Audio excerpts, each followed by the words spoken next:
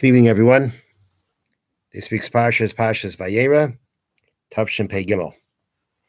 Now we know that this week's Parsha in Vayera is a famous story of Abraham waiting by his tent to have guests, and Hashem sends him three angels disguised as Arab nomads for him to be able to be hospitable to the mitzvah Achnasas Orchim. And I want to begin first with a saying from our sages that relates to whether it be Hachanasas Archim, whether it be hospitality, whether it be tzedakah. And our sages say, more than what the homeowner gives to the poor man, the homeowner being when a poor man comes knocking on the door for something. So it's the balabayis, the homeowner, that's going to give the poor man something, some kind of either money or food, whatever it may be. More than what the balabayis, more than what the homeowner does for the poor man, ha'ani oisel balabayis, the poor man does for the homeowner. Follow that idea? More than what the homeowner does for the poor man does for the homeowner, which means more than what the giver, the contributor, does for the poor man, who's the recipient does for the contributor. So what's the explanation to that? What does that mean that the poor man is doing more to the giver, doing more for the giver than what the giver is doing for the poor man? So one explanation simply could be that, it's very good that you're helping this person out monetarily with sustenance, wherever it may be, but at the end of the day, he's helping you get a mitzvah. So it comes out that as much as you're contributing to him and helping him, he's helping you more. You gave him money, you gave him physical sustenance, and he's giving you a mitzvah. That could be the explanation. Now, before we get into some other possible explanations, I'm going to share with you a story that maybe illustrates this idea. The story goes with a man who was spending Shabbos with his son, happened to be in Phoenix, Arizona. And this man had a practice that he got ready for Shabbos early. That was part of his honor to Shabbos. He got ready for Shabbos early. And he was dressed in his Shabbos clothing. That's what he did. He got dressed early for Shabbos. And his son asked him to drive with him that he could return a rented car. Now, for this person, it was a few hours before Shabbos. It was a little bit too close to Shabbos, like taking care of things. But his son asked him, so he agreed. Traffic was terrible, and it took much longer than anyone thought it would take to return the car. They started driving back, but they realized that they're not going to make it, and they're going to have to leave the car on the side of the road. Now, to get back to where they were staying was about 4 miles. How are they going to get back?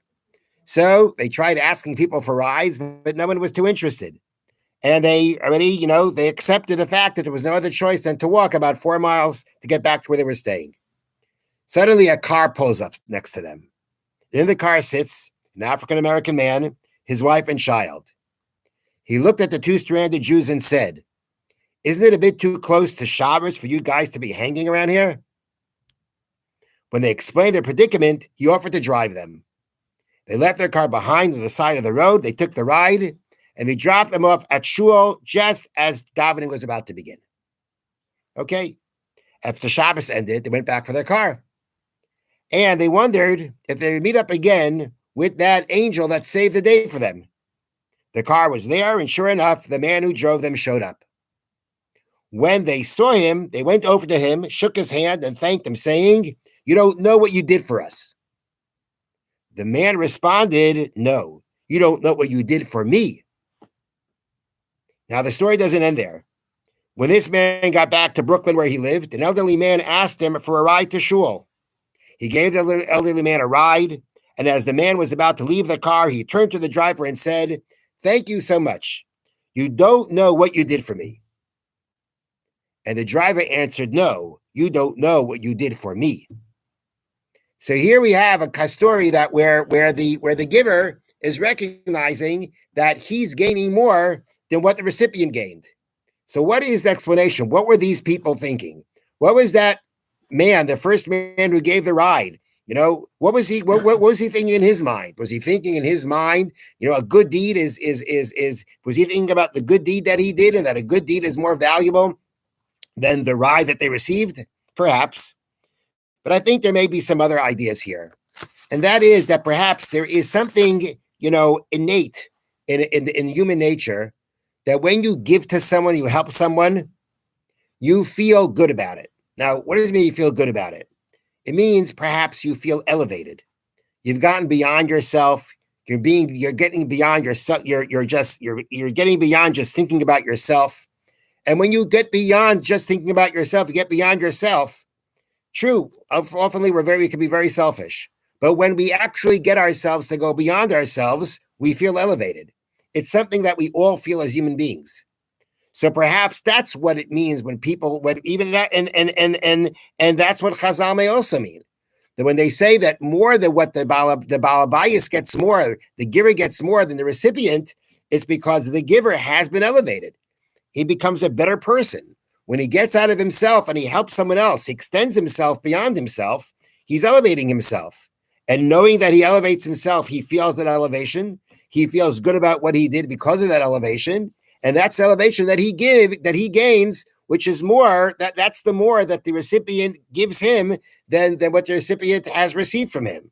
It's similar to the idea that one has a mitzvah, but there's also another aspect of looking at it is the fact that a person is elevated when he helps somebody else out. And he feels that elevation. And to take it a step further, something that we mentioned last week, the mitzvah, where does the Torah tell us, where do we find the Torah, the mitzvah of helping someone else out? Where do we find the Torah that we should do chesed, we should do kindness? And as we said it previously, it comes from the mitzvah of halach b'drachav. It says, the Torah tells us, you shall go in his ways. You shall follow in Hashem's ways. What does it mean to follow in Hashem's ways? Following in Hashem's ways means that we emulate him. And as our sages teach, Ma'ahu racham, afatah yeracham. Just as he is merciful, you should be merciful. Following the ways of Hashem means to emulate the ways of Hashem. The ways of Hashem are ways of kindness that Hashem is always giving to his creations. And our following in his ways, our emulating him, means that when we're kind to someone else, we are emulating Hashem. So it comes out now that the recipient of our kindness has now helped us to be able to be similar to Hashem. We're emulating Hashem. We become godly. So more than what the balabayas does for the poor man does for the balabayas. The poor man has given him a mitzvah. The poor man has made him a better person. The poor man has allowed him to become godly. He has been the means by which he can emulate Hashem through kindness. Hashem is kind. We're supposed to be kind like Hashem. And that's what he's given us. He's the means. He's the opportunity by which we become similar and emulate the ways of Hashem. Okay, that's a thought on this saying of our sages about more that the recipient has given. Our sages are trying to remind us and make us remember that, or help us remember that when we're hesitant and having a hard time giving from ourselves, that we should remember we gain more. Yes, there's a lot what the poor man may gain, but we shouldn't forget we gain more than what he gains. And therefore, we shouldn't be hesitant. On the contrary, we should be enthusiastic to help someone else out. Okay. Now, if we now read a little bit in the Parsha, where let's read a couple of things here because it's going to be important for the next thing I'm going to talk about. So this is Perek Yud Ches Pasuk Aleph, chapter 18, verse 1. Vayera elav Hashem. Hashem appeared to him. Ve'loinei Mamre, in the plains of Mamre.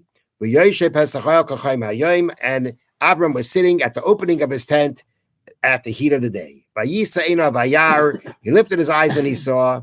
Behold, 3 people were standing over him. Vayar, he saw. Vayaretz l'krasam, he ran to greet them.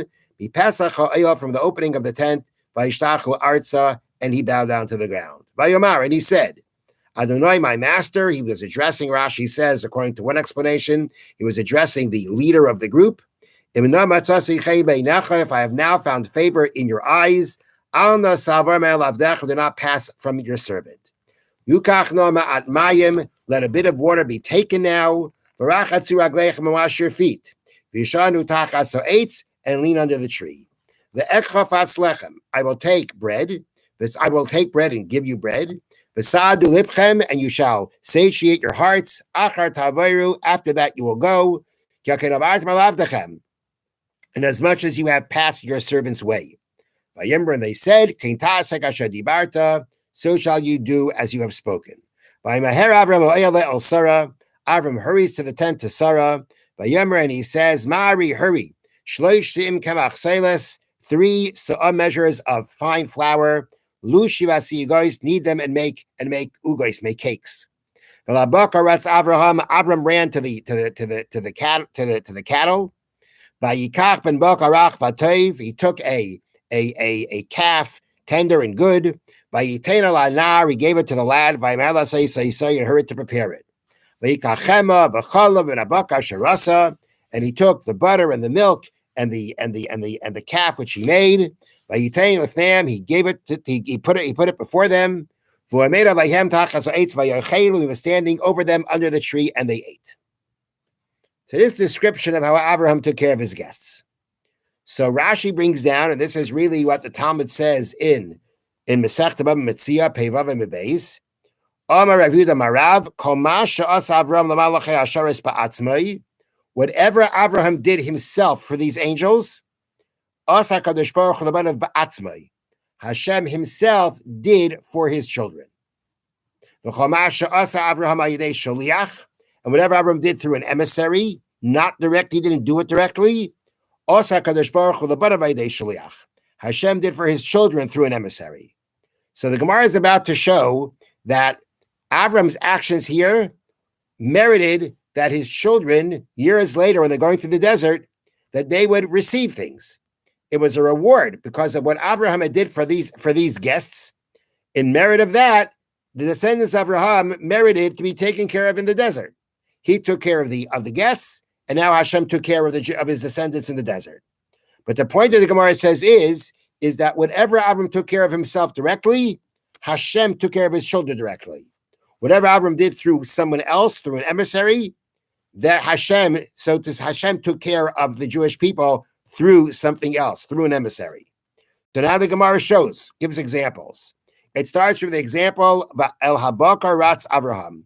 Avram ran to the cattle. He didn't tell someone else to take care of the to go get the animal. He himself ran to get the animal. And corresponding to that, what did Hashem do for his descendants? Ruach nasa me'es Hashem. Talking about when Hashem gave the quail birds to the Jewish people to eat. What does it say? It says, Varuach nasa me'es Hashem, and a wind traveled from Hashem and brought the quail. That's called the wind bringing the quail. That was Hashem sending the quail to them. That means Hashem did it directly. Abraham ran to take care of the meat for the guests directly himself. Hashem directly gave his children the meat. Next, it says that he himself took the milk and the butter. So corresponding to that, what does it say? Behold, I will rain down bread for you from heaven. The bread from heaven that the Jewish people ate in the desert was the man. The man fell from heaven. That's directly coming from Hashem. Abraham took care of the meat. Abraham served them himself. The Rebbeinu Shalom showered the food down to them directly from himself. He took care of it himself. Then it says, Vumed aleim tachas ha'etz. He stood over them under the tree as they ate. He stood over them, waiting to take care of them, anything that they needed. What does it say corresponding to that? Hashem said, I'm going to stand before you on the rock. Abraham stands directly over the guests. Hashem stands directly over him. Abraham went with them to escort them. Hashem went before the children of the Bnei Yisrael by day. Abraham himself escorts the guests when they leave. When Hashem leads the Jewish people in the desert, he himself leads them in a pillar of cloud. The pasuk says Hashem went before them by day in a cloud. That means Hashem himself was leading in front of them. Abraham escorted them himself personally, and Hashem is escorting the Jewish people through the desert personally. These are all the examples of where Abraham did something himself, and because of that, Hashem did for Abraham's children himself, directly from Hashem. Now, the last example is Yukach no ma'at mayim. Actually, the first thing mentioned that Abraham tells to the servants, he tells them, Yukach no ma'at mayim. Let some water be taken for you. It doesn't say, I will take water for you. It says, let the water be taken. For some reason here by the water, Abraham had someone else do it. That's what it means, Yukach no, let it be taken. It was Abraham himself doing it, it would have said, I will take. But it doesn't say that. It says, Yukach not, Samayim shall be taken. That means someone else to bring the water. If someone else is bringing the water, then corresponding to that, we find that how the Jewish people get water? Hashem told Moshe, V'kisa batzur, v'yatzu mimenu mayim, v'shasei ha'am. You shall hit the rock, the water will come out, and the people will drink. It didn't say that Hashem gave them the way that the Jewish people drank water in the desert was because the rock, known as the Vayera shel Miriam, known as the well of Miriam, traveled with them and gave them water. But the rock started giving water first by way of Moshe hitting the rock. It wasn't just that Hashem gave them water through the rock, as Hashem gave them the mun directly from heaven. He gave them the quail by sending a wind. Here it's Moshe hitting the rock, so the water started coming out. That's called the water is coming to the Jewish people, not directly from Hashem, but through an emissary. There, it came through an emissary, not directly from Hashem, because when Abraham gave the water to the guests, he didn't give it direct. He didn't himself give it to them. He had it be given through others. So since he gave the water to the guests through others, therefore the Jewish people didn't get the water directly from Hashem. They got it through an emissary. That's what the Gemara says. So the commentary of the Vayera Yosef asks that, this is not the only kindness that Avraham ever did. This is not the only act of hospitality that Avraham ever did. We know that already from before this, for years, he's been being hospitable. And we could probably assume that over time, when we know that Avraham himself took care of the guests, and there must have been most times that he gave him the water himself. Why are we only judging Avraham now by this act? To the point that we're saying when Avraham didn't give directly the water, so now his descendants don't get the water directly. There must have been many other times that Avraham gave the water himself to the guests. So this time he didn't, but there must have been many other times that he did. So why are we ignoring everything that he did before as hospitality, and we're only focusing on what he did here? Why is this the only thing that determines how his descendants are what they're going to receive?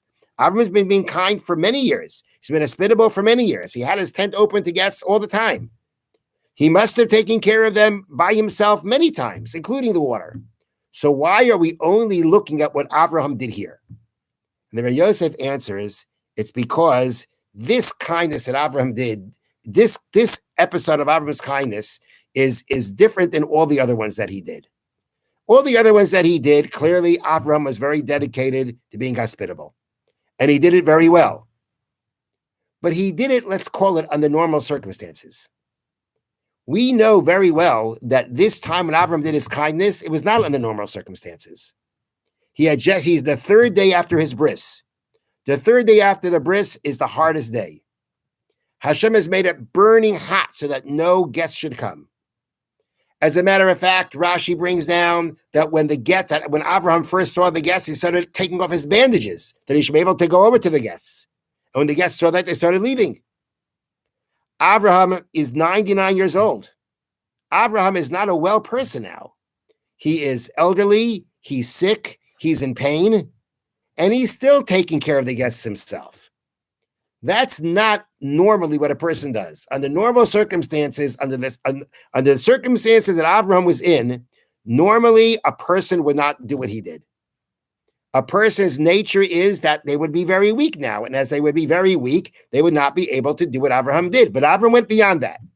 Avraham went beyond the norms of nature. He went beyond the normative behavior. He went beyond the normative behavior of what a person naturally would do. It was because of that. It was because of the fact that he went beyond his nature. He went beyond normative nature. That is why this act is that his children now received these gifts that were beyond the normative of nature, all the miracles in the desert. They had the miracle of the mun, they had the miracle of the quail, they had the miracle of the water. The reason that they were able to merit these miracles, to receive things beyond what nature gives, is because Avraham went beyond the normal nature of a human being, and he still did the kindness. So therefore, we're not looking at all the other kindnesses that he did. All the other kindness that he did under normal circumstances. That wasn't going to be enough to merit miracles for his descendants later on in the desert. It was this specific episode where Avraham is going beyond the norm. I'm not saying it's a miracle what he did here. He was acting miraculously, but he's clearly going beyond the norms of nature. nature would have said that he should not be doing these things. A person typically wouldn't do these things. Avram went beyond the norm, went beyond the typical. He went beyond the typical limits of nature, and he still did the kindness. It was that act that merited that his children should be treated beyond nature with the miracles that helped him survive the desert. So that's why we're focused on this specific episode for his children would merit. Okay, well, so now we got to look if everything they're meriting is based on this episode. So whatever happened this episode will determine what's going to be later on, and therefore we say whatever Abraham did directly himself, Hashem did directly. Whatever Abraham did through an emissary, Hashem did through an emissary, because this was the act that Abraham merited for his children. This act where he went beyond his nature. That's what merited that his children would be treated beyond nature. And therefore, whatever happened here determined later on. What happened before had no bearing, because that didn't have the merit to give his children the miracles in the desert. It was this specific act. And therefore, whatever he did, whatever happened here, determined what would happen later. And since the water was done through an emissary here, therefore the water was done through an emissary there too. So Abraham clearly, whether we're able to do what Abraham did, that's a different story. Abraham was going beyond what most people were able to do. And whether we could be so sick and do the kindness that he did, we probably can't. But Abraham inspires us to teach us that although things aren't going to always be so easy when we try to do a kindness, we should still put in the effort. There's a famous story with Reb Chaim Ozer Grodzinski of Vilna, of how one time it was Sukkot, and he had a guest, and Rebbe Grodzinski was sick. So because he was sick, he was exempt from eating in the sukkah. So therefore, the guest was in the sukkah by himself. Rebbe Grodzinski was inside the house. At one point, Rebbe Grodzinski comes to the sukkah and sits down to be with his guest. And the guest says to him, he says, Rabbi, you're sick, you're exempt from the sukkah. Why are you coming out? Rebbe Grodzinski answered, I may be exempt from the mitzvah of sukkah, but I'm not exempt from the mitzvah of achnasas archim, from the mitzvah of being hospitable. Here too, he was sick, he wasn't well, but he wanted to go beyond that in order to do the mitzvah of achnasas archim. So again, how much we're able to do, that we have to determine ourselves. But the inspiration from Abraham is that even when it's hard for us to be hospitable, even if it's hard for us to do a kindness, that we should put in that effort to be kind. Because as we say, when we're kind, we're emulating Hashem, we're becoming godly, and that's worth putting in all the efforts that we can to accomplish that. Have a wonderful evening.